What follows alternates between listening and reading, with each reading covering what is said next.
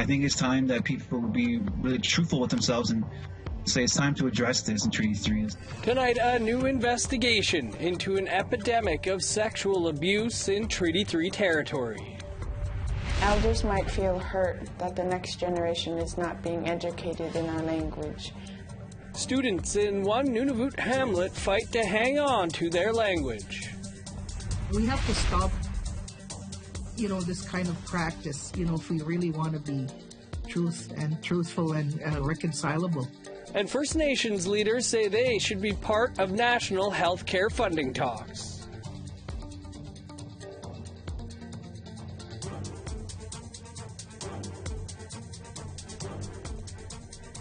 Good evening, I'm Dennis Ford. Welcome to APTN National News.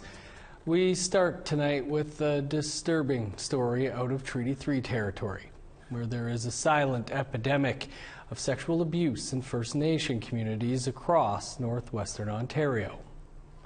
Buried Truths, tonight's episode of APTN Investigates, uncovers an issue sexual abuse survivors say has been ignored for generations. The rate of sexual assaults reported to police is 10 times higher than the national average in Treaty 3 territory, and survivors say the numbers could be even higher, as most victims don't report the abuse. Here now to tell us more about the episode is reporter Kenneth Jackson. Kenneth, always great to see you. A big story you're working on here. Can you tell us more about what you found in Treaty 3?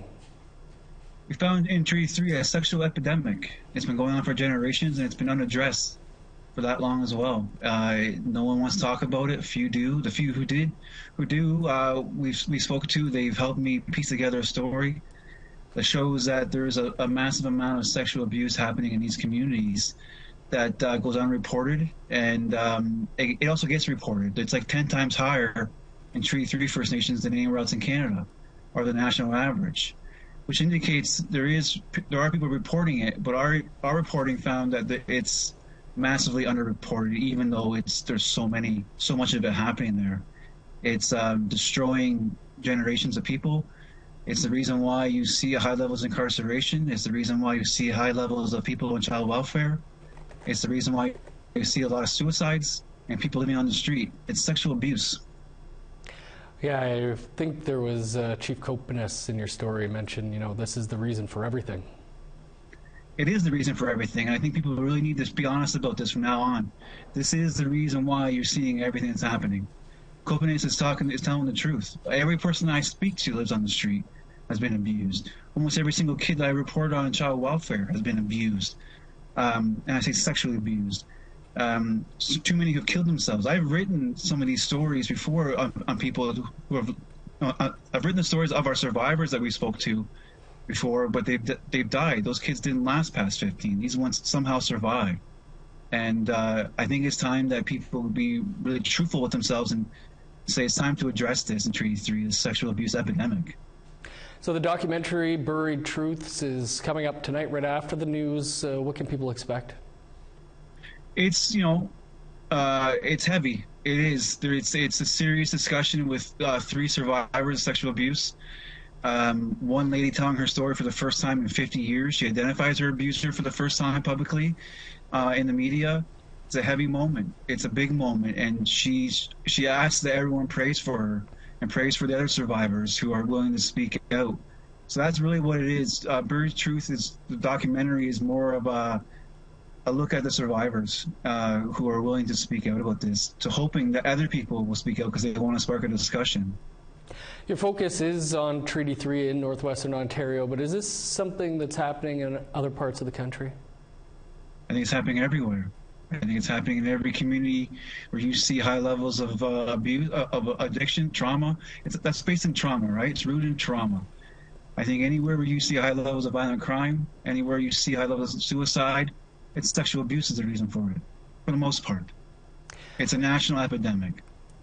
Kenneth, really looking forward to your story tonight. Important work as always. Appreciate you talking to us about it. Right on. Thanks, Dennis. And you can catch APTN Investigates Buried Truths right here, right after tonight's newscast.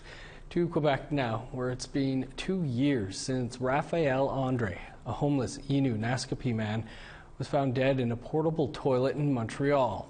Homeless advocates are keeping his memory alive by opening warming stations in his name. The second one opened up this week, but it might not last past wintertime. Here's Lindsay Richardson with more. The snow is beating down outside, but inside, hot coffee is brewing. The bannock is baked, and even an hour and a half before opening, people gather outside Montreal's new homeless shelter, hoping to get in. Well, as soon as we can, I'll get you in here, okay? The people that have came to sleep so far, as soon as they walk in, they're like, wow, this is so much more peaceful and quiet. Like they fall asleep instantly. In the park, there was people screaming, people yelling, police sirens, snow removal. Like it was never quiet. This is the second space opened in memory of Raphael Naba Andre, whose body was recovered from a portable toilet 2 years ago, a short distance from a shelter forced to close under public health orders. I think that we need a permanent solution. So together, Indigenous communities pooled resources to open this warming tent last winter in his name.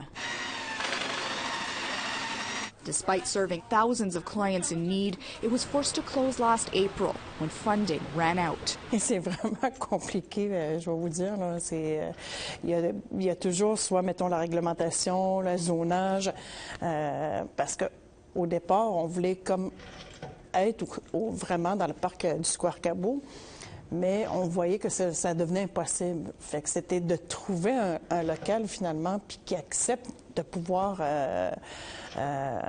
qu'on ait ce genre de...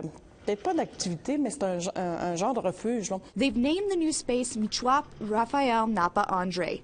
Michwap meaning house in Inuinnaqtun. It's empty now, but at capacity it sleeps 30, 15 men and 15 women, and won't turn away clients who've consumed alcohol or drugs. Quand ils viennent, ils se font servir un café, ils se font demander de s'asseoir à la table, ils se font servir un repas chaud. Et aussitôt, mettons, quand ils s'en vont dormir, ils se sentent en sécurité. The city of Montreal helped with location. The Michwap Raphael Naba Andre is funded and staffed by the Innu Nation. However, its services will be short-lived. Their lease on the space will be up in 3 months. It's like a CD that's scratched and it keeps skipping and coming back to the same. Like we start, we get some momentum, things are going good, and then we have to shut down.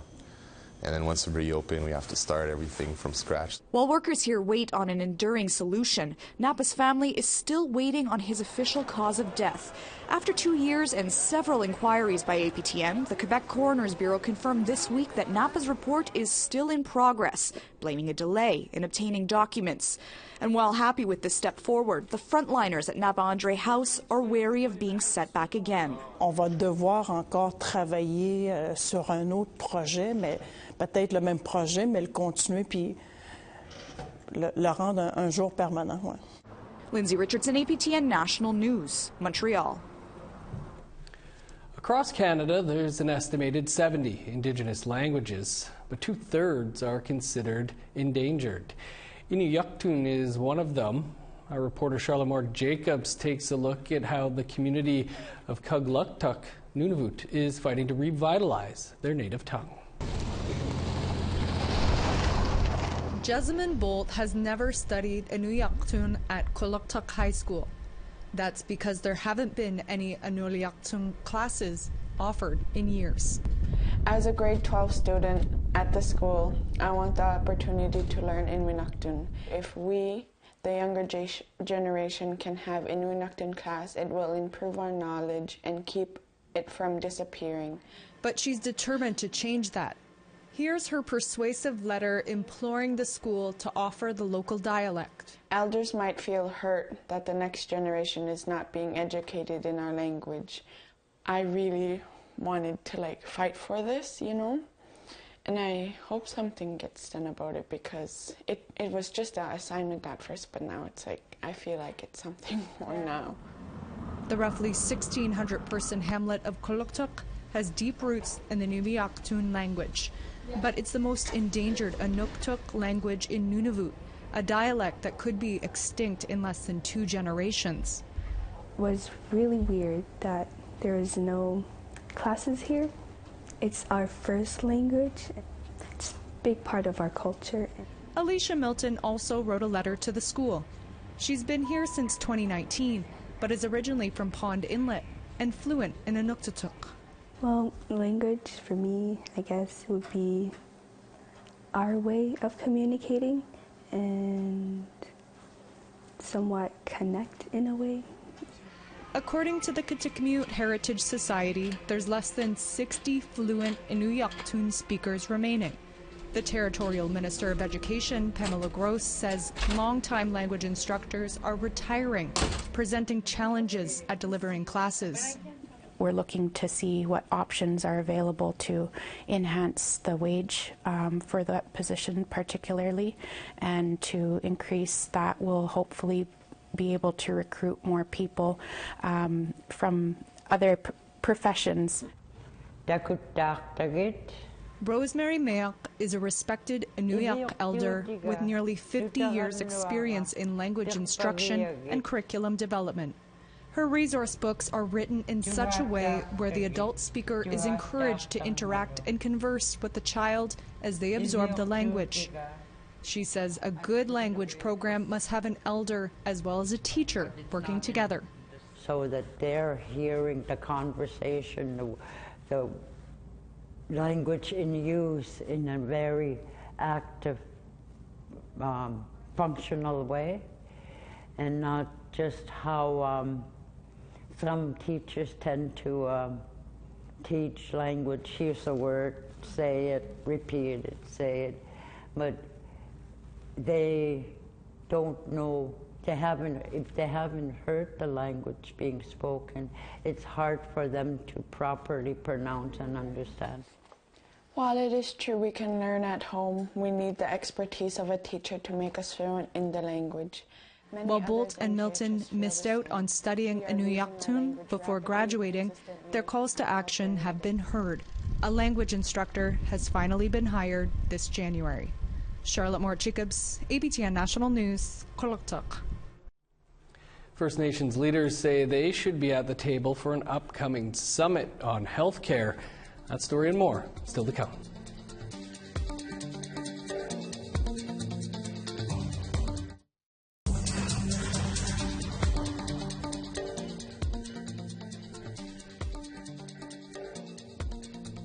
Welcome back. Nunavut's land claim sets out the roles of the federal and territorial governments, as well as those of Inuit organizations. One of those organizations is looking to take on some of the responsibilities of the territory. They figure the government has had 20 years to try to help Nunavut. They want a shot. This from Iqaluit. The term self-government is a huge one and covers a lot of ground. It's also a term we've been hearing with more frequency from Nunavut, the land claim organization that represents Nunavut Inuit. What does self-government mean to NTI? Their president explains. We realize we live in a territory, and although we're the public majority as Inuit, the territorial public government still does not provide essential services in Inuktitut, for instance, in the areas of education, health, justice. Education has been a subject that Tungavik and the government of Nunavut have not seen eye to eye on. The government of Nunavut had said Inuit language instruction would be available in all classrooms 20 years after Nunavut was founded. When that 20 years was up, they decided to give themselves another 20 years. So NTI is thinking about schools. Do we pilot an Inuktitut school, for instance, as a way to start saying and demonstrating model schools of how Inuktitut as a language of instruction could actually be adding to Inuit children so that Inuit children can be successful in the formal education system and still be able to function in English or other official languages of Canada. Education is the biggest issue, but NTI sees themselves as having a role to play in a few areas currently under territorial control. In terms of tuberculosis, what role can we play in terms of reducing the stigma of tuberculosis and raising public awareness about preventative measures?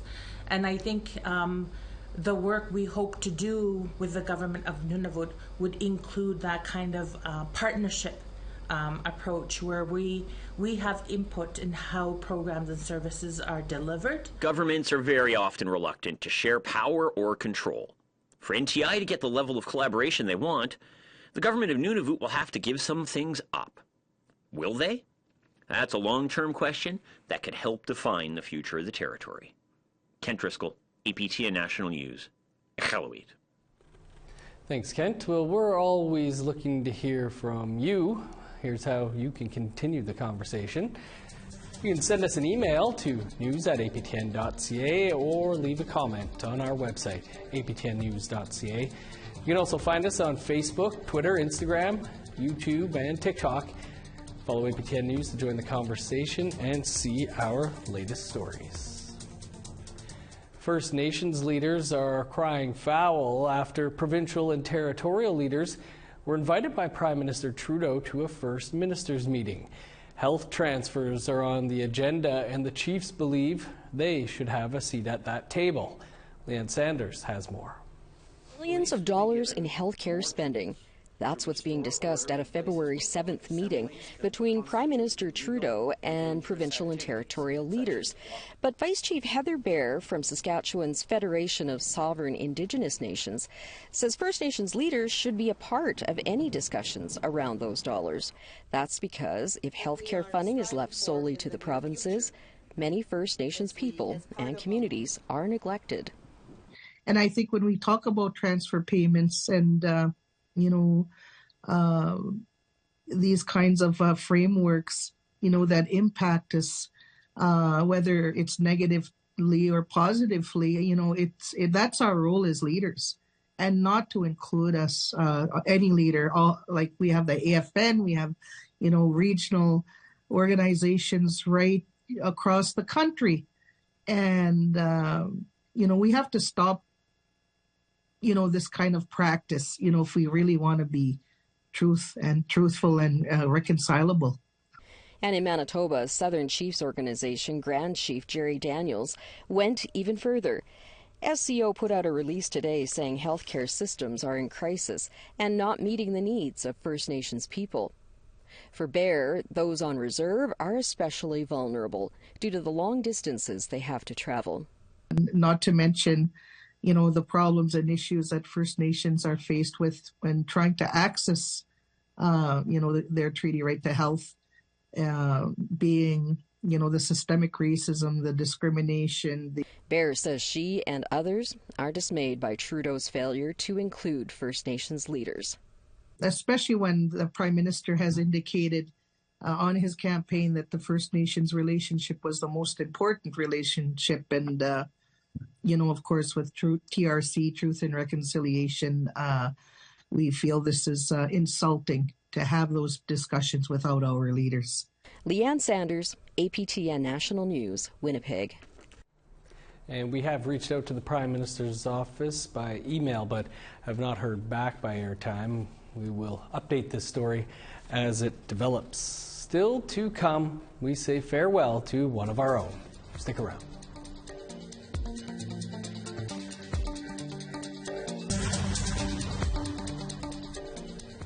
Welcome back. Time now for our photo of the day. How about this beauty sent to us by Patsy Weiss? Patsy captures an amazing sunset from the Inuinnaqtun Nation region. Patsy also beautifully demonstrates the rule of thirds in photography. It looks like a painting there. Thanks for the photo, Patsy. If you have a photo to share, send it to share@aptn.ca and you might be featured as our next photo of the day. Now let's take a look at tomorrow's weather forecast.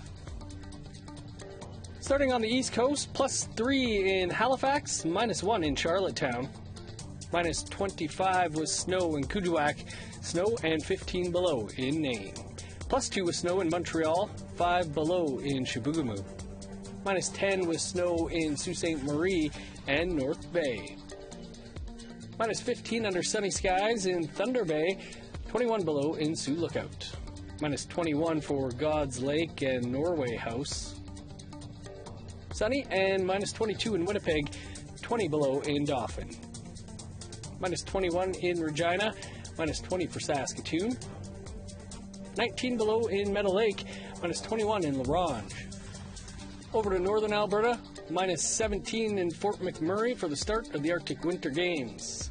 Minus 16 in Edmonton, 15 below in Lethbridge.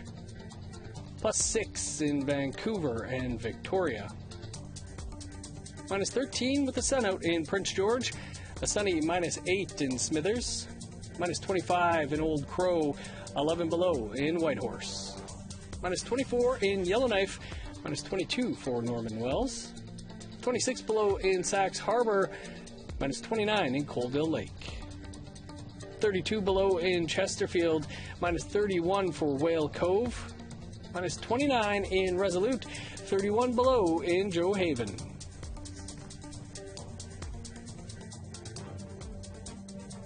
Well, after 15 years of covering stories throughout Nunavut, our very own Kent Driscoll is leaving us for another opportunity.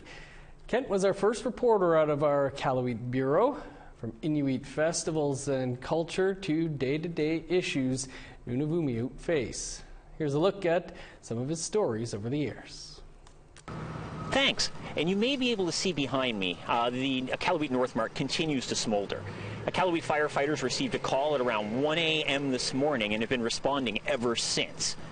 But the thing that has Iqaluit residents the most worried? This was far from the only fire in Iqaluit last night.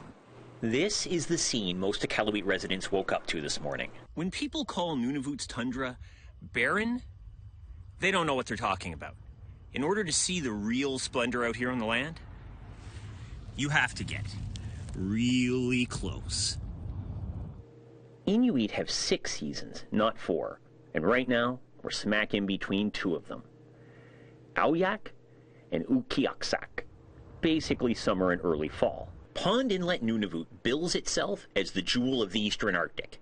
Just look around. The community of 1,700 fits the bill. That's why 18 different times this summer, this scene unfolds. A ship shows up. A group of mostly white, mostly European visitors in matching outfits hit the shore and make their way up the hill. Like an army, but slower and with cameras. The government of Nunavut estimates that 3,600 people will visit Pond Inlet via cruise ship this summer, double the town's population.